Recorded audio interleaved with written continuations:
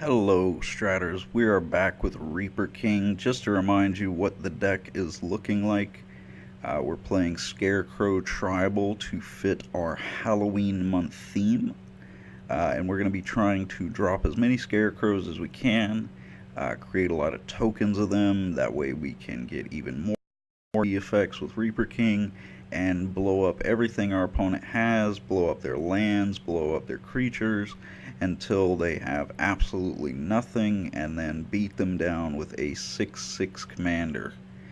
So it worked out okay for us in the last video. If you haven't seen it, of course, go watch it. But other than that, let's jump right into the games. Alright guys, we're going up against WV Carry 89, playing Daxos Meletis. I'm assuming that's West Virginia Carry, probably. Let's keep this. It's not too awful, especially going second. We'll quickly go over Daxos Meletis. It can't be blocked by creatures with power 3 or greater. Whenever it deals combat damage to a player, exile the top card of that player's library. Gain life equal to that card's converted mana cost. Until end of turn, you may cast that card and spend mana as though it were mana of any color to cast that spell. So, very fun card to use. Little anecdote. Whenever I first started playing Magic, it was just like kitchen table stuff. And that was right around the Nykthos Theros block. I guess, yeah, Theros block. Because I started young. I have not been playing this game, admittedly, for as long as many people have. But anyway, that was when I started. And me and my friends, we just bought like starter decks and a couple of packs. And my friend made a deck, and he always wanted to use Daxos Meletis. And that card gave me so much trouble. And so I remember just how much I hated it. Now I really like the card, though. I've thought about building a deck with him. I even like him more than I do the black and white Daxos. Alright, so we can cheapen up our guys.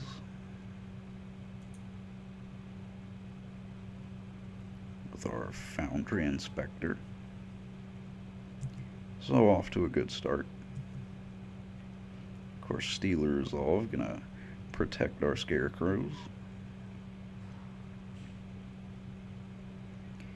And Daxos normally wants to play a prison type deck and steal our cards.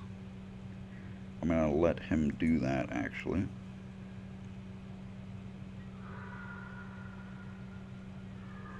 Don't want to lose our Foundry Inspector. And he gets Brago. Oh boy. Luckily, I'm assuming that his deck does not have a core that's centered around abusing Brago.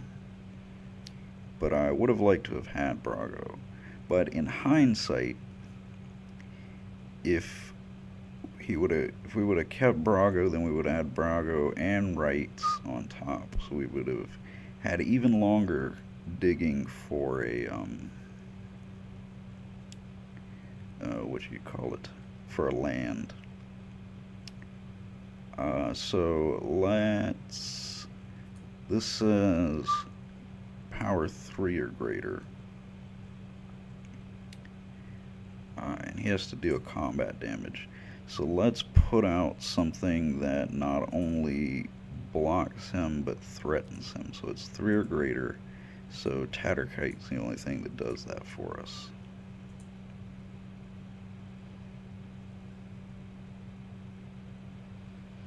Of course, I don't like to play our Scarecrows too early, but if it means we can try to slow down Daxos, I think that that is what we want to do.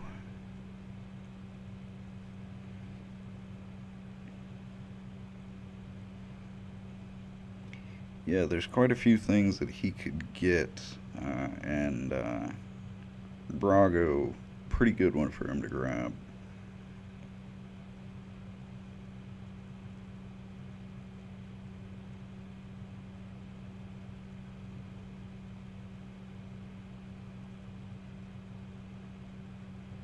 At least this is a deterrent.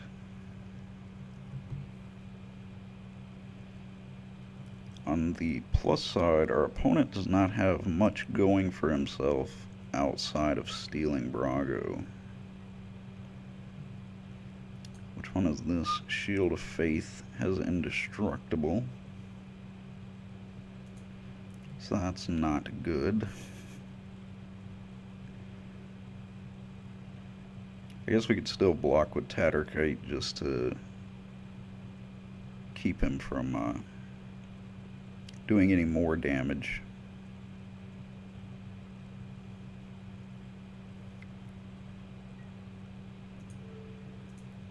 Seeing as our Scarecrows do not do much once they're on the board. Usually just there to do their triggers. So if we can slow them down by one turn, I think that's okay.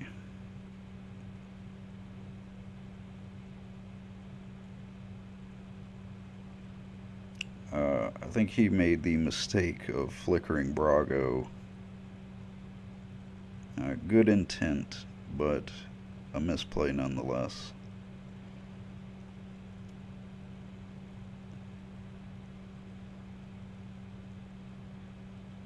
Yep.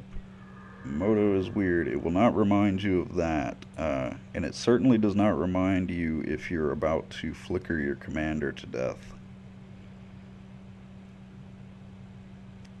So do we want to save some room for Vampiric Tutor to ensure that we cast our commander next turn, or do we want to mess around with Coat of Arms?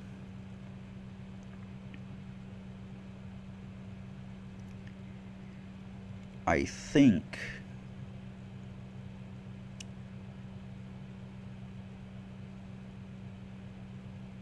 that we want to hold open Vampiric Tutor because I want to make sure that we do our thing.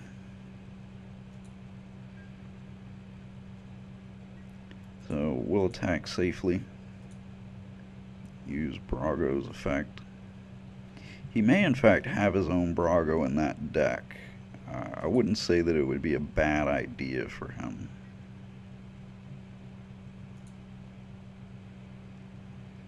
Depending on what kind of enchantments he runs there.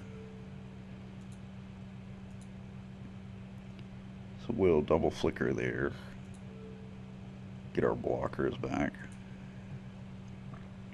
I actually thought about playing Brago this week, or this month, considering that he is a spirit, spooky spirits. But I wanted to do something where it's just tribal, this theme, you know.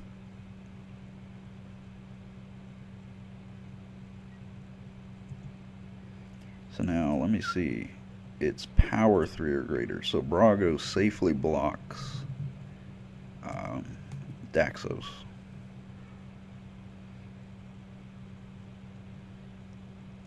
So that is a good thing for us. So that puts our opponent in a rough place now. Goes for the aqueous form. So now all of that talk of blocking does not matter.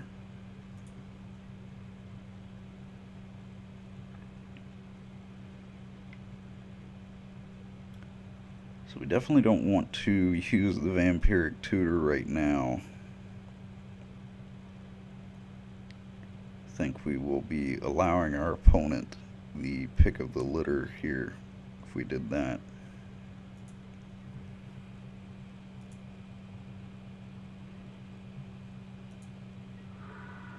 Let's see what he gets.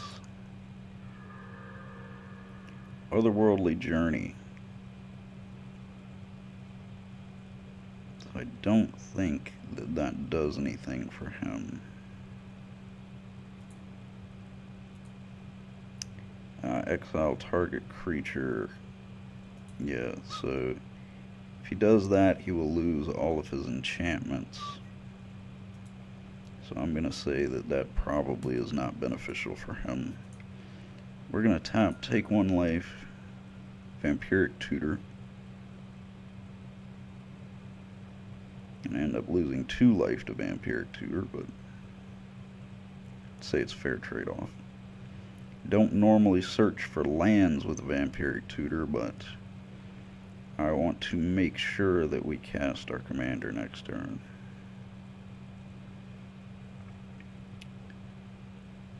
So what should we get?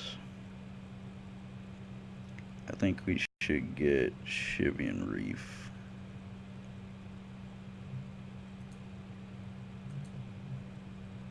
The question is, can I find it? Have a lot of S's here, I'm realizing. Shell Skulkin, Shivian Reef. There we go.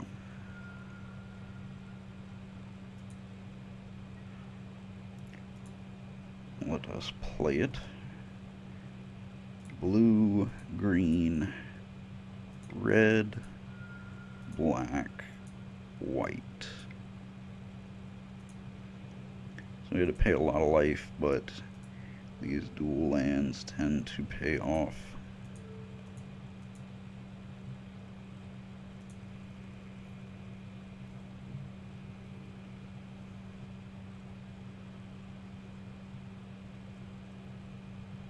And then because our guys cost 1 less, Jawbone Skulkin is actually free.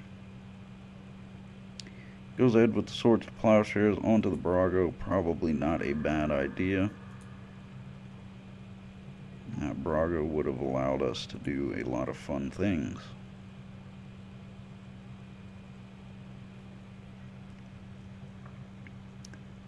So our guys cost 1 less, so let's put our Jawbone Skulkin out for free.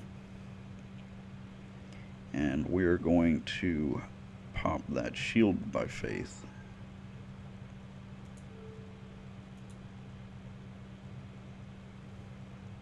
Because I would definitely say it is the biggest threat to us. Considering that it means we cannot blow up Daxos, which is on the short list of things that I would like to blow up.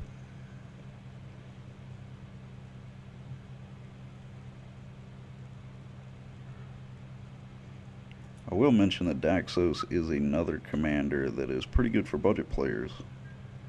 So something to consider. I've thought about playing him on the channel before. You get to do some pretty goofy stuff with him. The amount of fun you have with him all depends on the amount of fun in your opponent's deck, I suppose. Well, with our Scarecrows having Shroud, a lot of the Path to Exile type cards that white has access to are going to be immune to us. Or we will be immune to them. So as long as our guys don't get countered, that's pretty much our biggest concern. I'd love to be able to kick right a rep.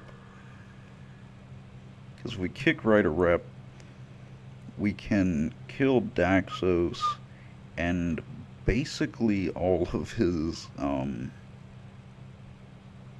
well, actually we can't target with right a rep while Steely Resolve is out. That's something to keep in mind if you're building the deck. Alright, so if we cast Coat of Arms, that's 4, and then we can cast Chainbreaker for 1. Or we can cast Scarecrow and Chainbreaker in the same turn. Which I don't like. Then we would just be blowing up a land.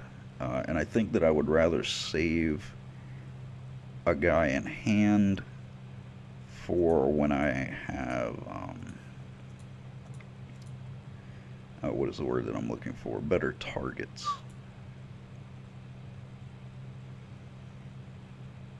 So we'll get the Coat of Arms down. Won't help us out a ton right now, but will definitely help in the long run. I don't think that it will benefit our opponent much at all. Looks like he is moving to counter it though. Oh, I'd rather him counter the coat of arms than the chain breaker. Deprive, return land to its owner's control, counter target spell. Okay. Not too bad for us. We'll tap here and play chain breaker. Like I said, I would rather that get countered than the chain breaker. Although it does help us out a pretty good amount, I think that chain breaker getting on board is far more value to go ahead and be able to shoot down Daxos.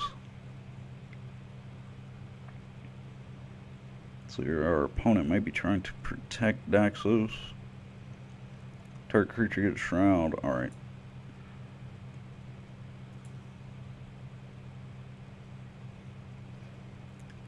Well, then I guess we move to combat.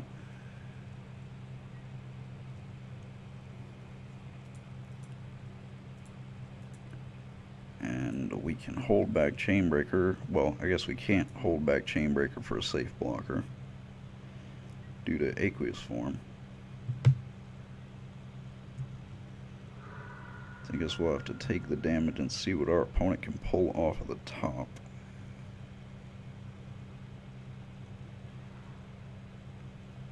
We are in a pretty solid position right now. I'm trying to think of what our opponent could pull off the top that would put us out of the game here.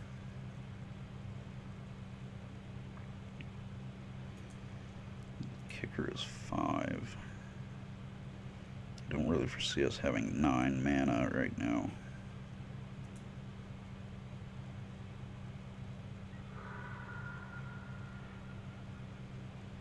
Caves of Kolios could be a nice white mana for him. Or does it have to be a non-land with Daxos? Let me cast that card. Okay, so he should be able to play it.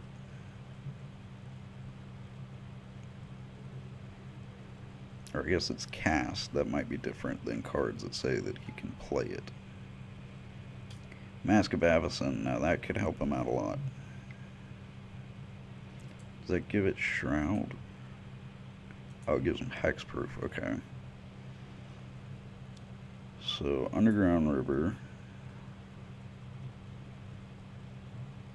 You're gonna have to go... Turn target artifact creature from your graveyard to the battlefield.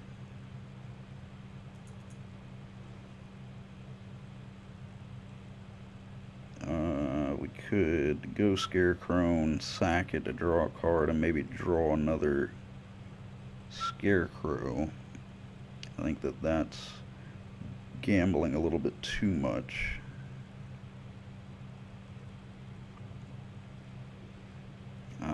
Let's just go ahead and play the Scarecrow. Or we don't even need to tap the other one.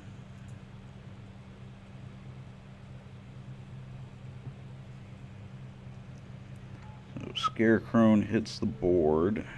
Blow up Mask of Avacyn.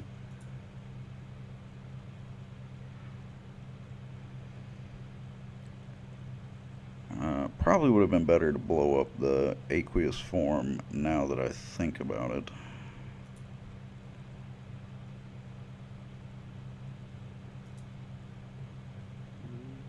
Well, as they say, hindsight is 20/20. But in the long run, I think it's still probably a good decision.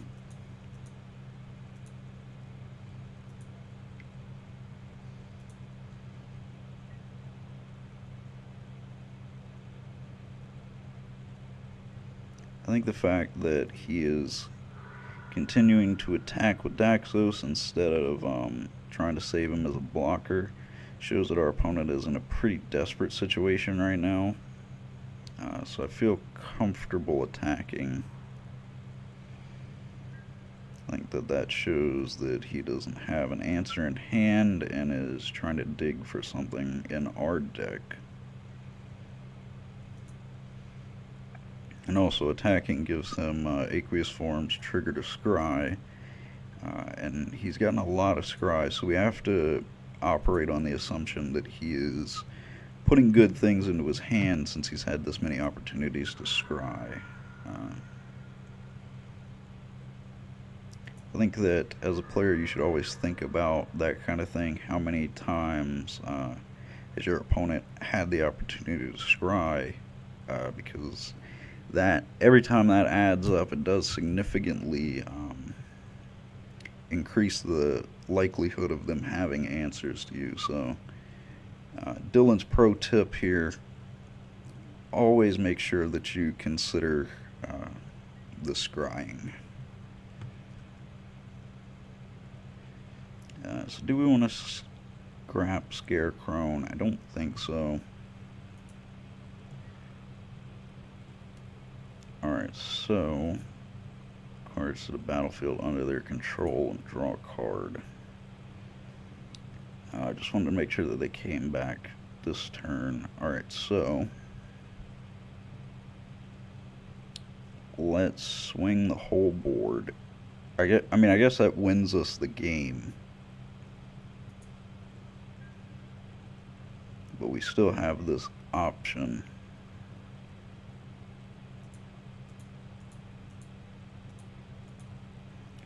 We'll just swing out for the sake of doing it. We do have the Illusionist Stratagem.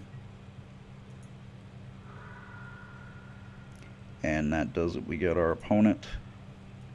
Let's see what we had coming to us. Another Scarecrow, Bonds of Mortality. Alright, well that went well. Let's see about getting another game. Alright guys, our opponent is going to be going first and playing Progenitus. So 5 color versus 5 color. So this hand has plenty of land. We're opening up with Scarecrow and a way to flicker it. I think that this will be okay. Alright, so let's see how our opponent opens up.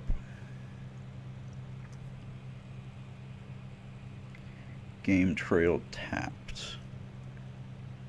Alright, so let's lead off with a command tower and pass. If you don't know what Progenitus does, it is 5 color, 1 of every color. It has protection from literally everything, and if it would go into the graveyard from anywhere, reveal it and shuffle it back into its owner's library. So one of the strongest creatures in all of Magic, but also very hard to get out. So generally you don't really see it come out that much. Normally it's used as a 5 color commander that you can just use to play a lot of big stuff of all 5 colors, and a lot of times all of that big stuff leads to a lot of big mana, and then you end up with a Progenitus on board. Is normally how it goes, but with a Progenitus deck, very unpredictable, as it is with a lot of 5 color decks. Because sometimes people just play a 5 color commander just so they can play whatever they want and don't use the commander as part of the strategy. So you always have to keep that in mind.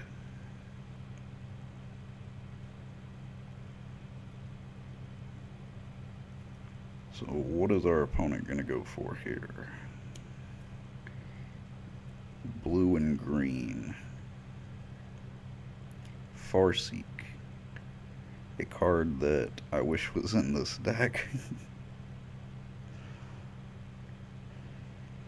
Gets a Tundra tapped. Let's go Evolving Wilds. Let's go ahead and crack it. And let's get an island. Pass the turn. We have Mirror Gallery, which opens up a good bit of our little combos. Conjurer's Closet, never a bad thing to have.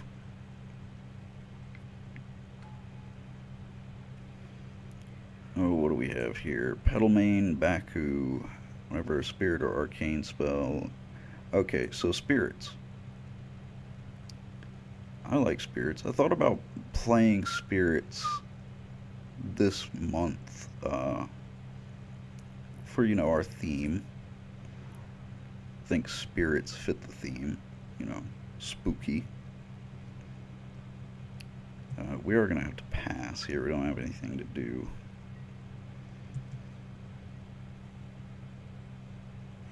There is a 5-color spirit. I don't know why he's not going with that. I'm pretty sure there's 5-color spirit. I may be misremembering.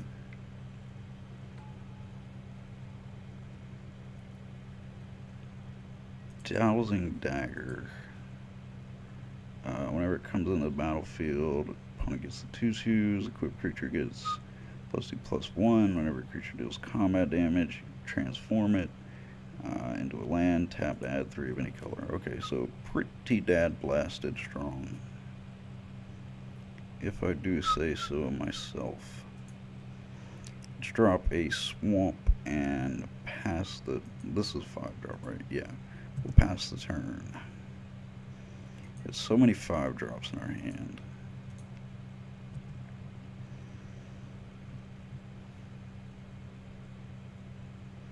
Yeah, I'm still remembering which one of the Ixalan artifacts is which. Each spirit you control get +1/+1. Alright.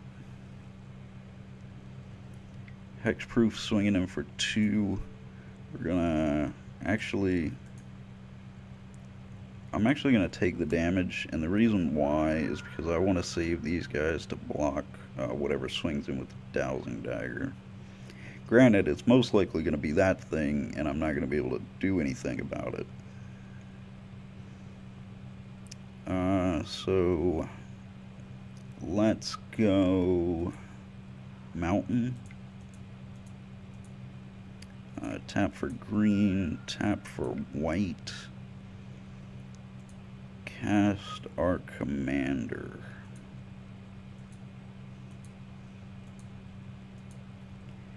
Moto getting nice and laggy. Or no, wasn't even counting me as casting it.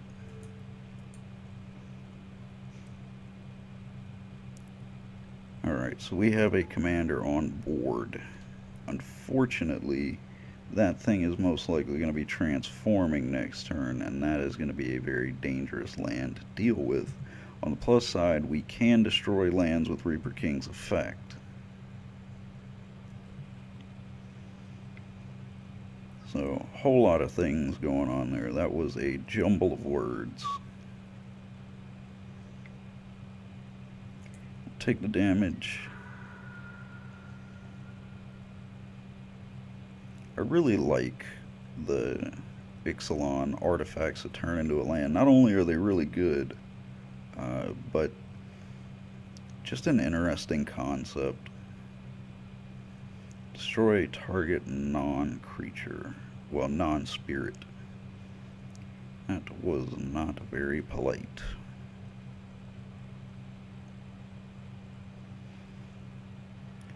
Well, let's... Caves of Kolios. And then I think that Mirror Works would be our next priority.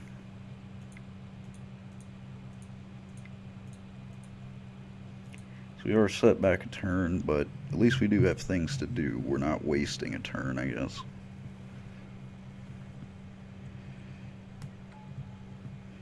We have some blockers for his things on the ground. So that's spirits and arcane spells. Okay.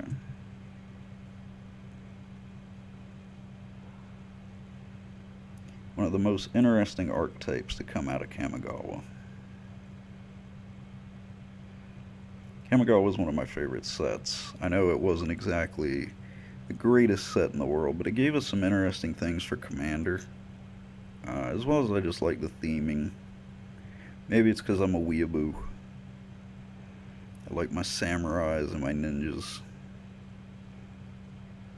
Did give us the ninjas, which are Oh, which one is it that goes with the fairies and Pauper? One of the best decks in Pauper, so I guess it did give us something.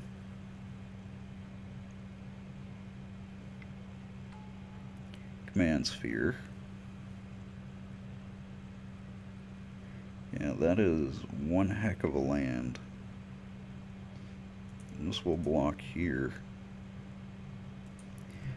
One problem with this deck is we don't really have any things to block in the air with. We have, I think, one Scarecrow that has flying, and it's conditional. Search for an arcane spell, put it into your hand.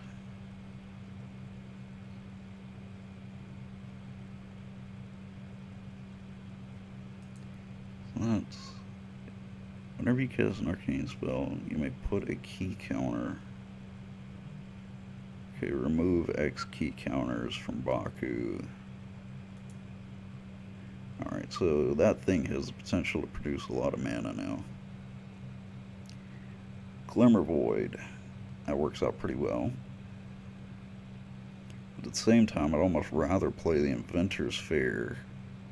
Well, I don't have enough artifacts out yet for it to count towards it. So I guess Glimmer Void's our better option.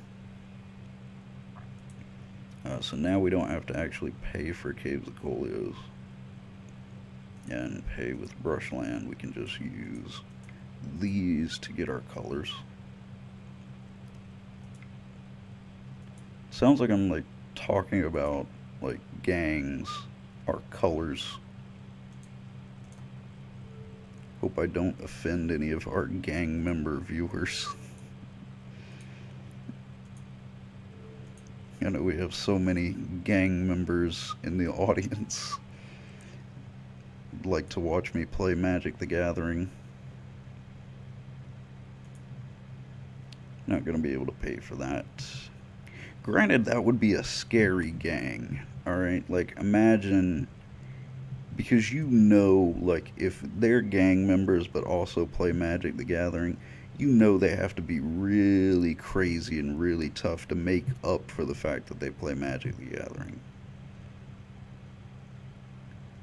Sound kind of scary now that I think about it.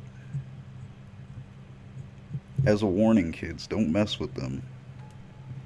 And Name coming down. Alright, so search your library for any number of spirit cards and put them into the graveyard. Okay.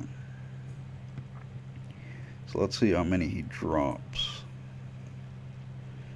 I don't remember what they do with the spirits after they put them in the graveyard. I know they have some kind of recursion, but I don't remember what it is. I know he revealed that guy. Oh, well, that. Death denied. So that's not good. Because he can produce 3, 4, 5, 6, 7, 8, 11 potential mana. That thing is 2, so 9. He could get 9 spirits back.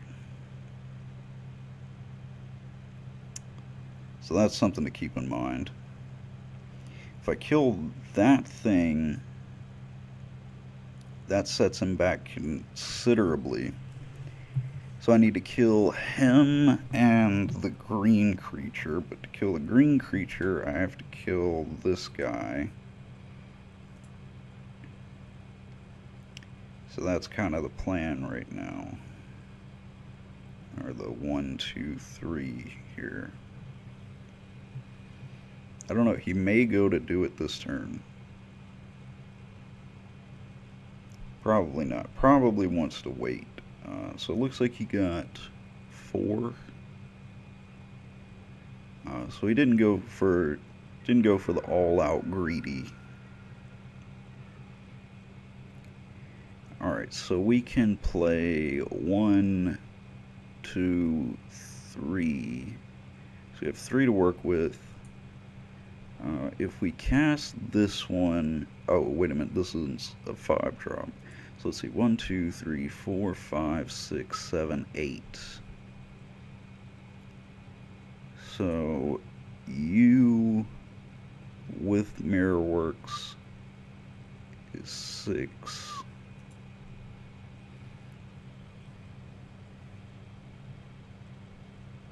Eight.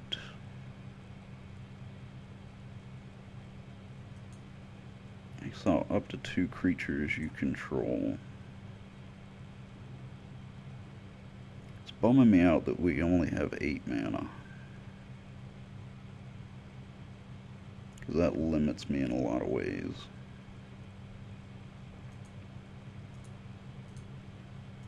Because it's honestly just better for me to make a copy with Mirrorworks of whichever one I play. This one's 4, 5, 7.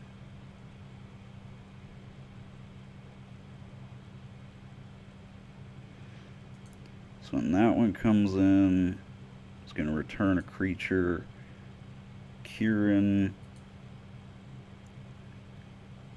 Alright, so nothing like insane. I guess we cast our most expensive one for value's sake. 4, 5. Cast. And then we'll prepare 2 mana for Mirrorworks. First off, we'll target. I think we should go ahead and hit the diagraph. Just to get rid of the hexproof.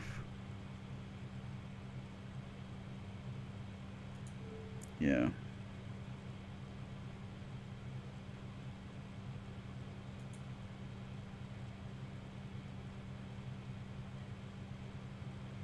We will pay for this.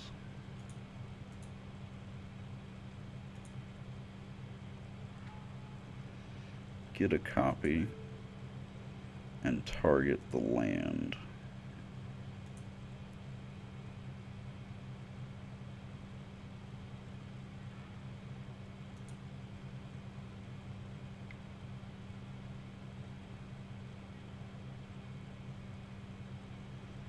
Alright, good play by our opponent.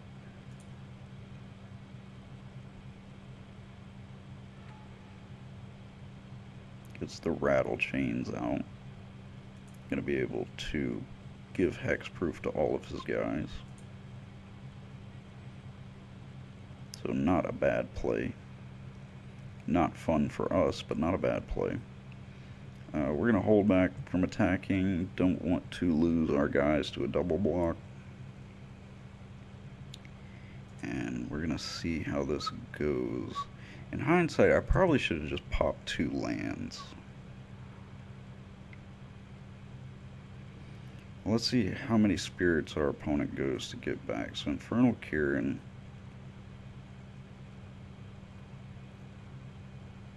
So clearing out our hand. Exiles a card from our hand. Lets him draw a card.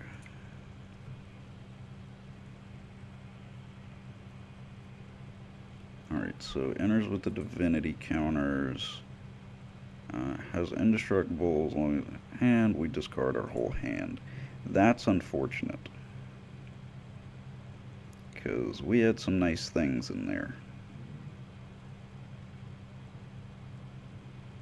Not gonna lie, I was a pretty big fan of that hand. Oh, we need to top deck a Scarecrow. Preferably that one that has flying. We could crack Inventor's Fair for something.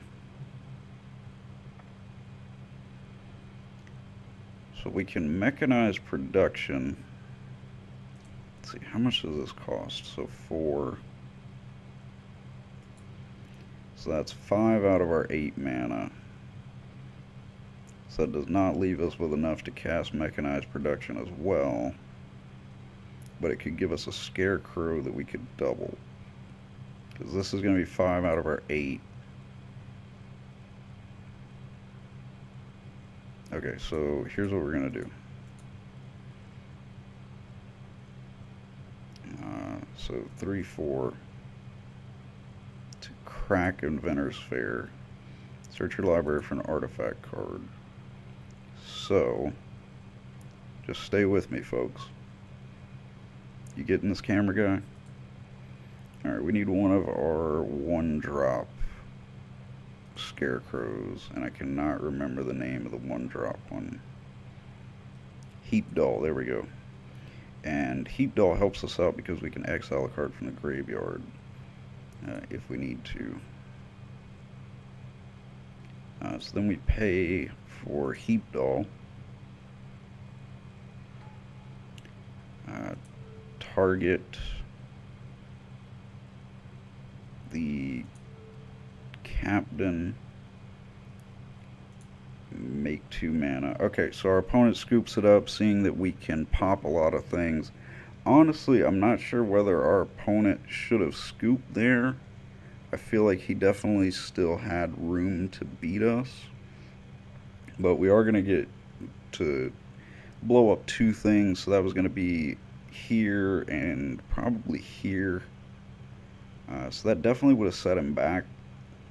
But oh wait, he doesn't have the ability to produce the black now to cast his reanimation spell. So now I see why he did it. Okay, so then mechanized production would have been a good follow-up to that play.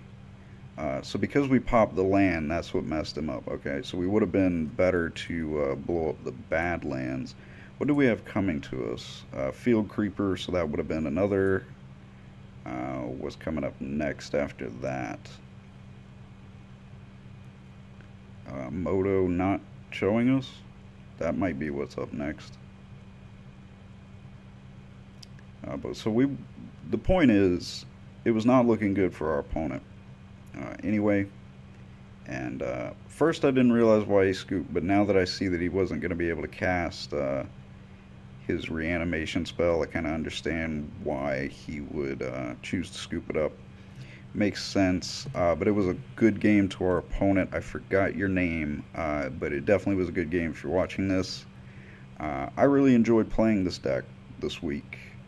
I want to work on this deck. Like I said, the build that I went off of wasn't quite the best. I hope you guys forgive me. I do have to make a lot of decks every week for you guys, and I try to plan them out in advance, so like trying to keep up with all of the decks that I'm trying to make, sometimes I need a little bit of guidance from other places, and I hope you guys understand that. Trying to build a different deck every week is a little bit of a drain sometimes, especially with how busy I've been. So sometimes I do have to kind of net deck a little bit.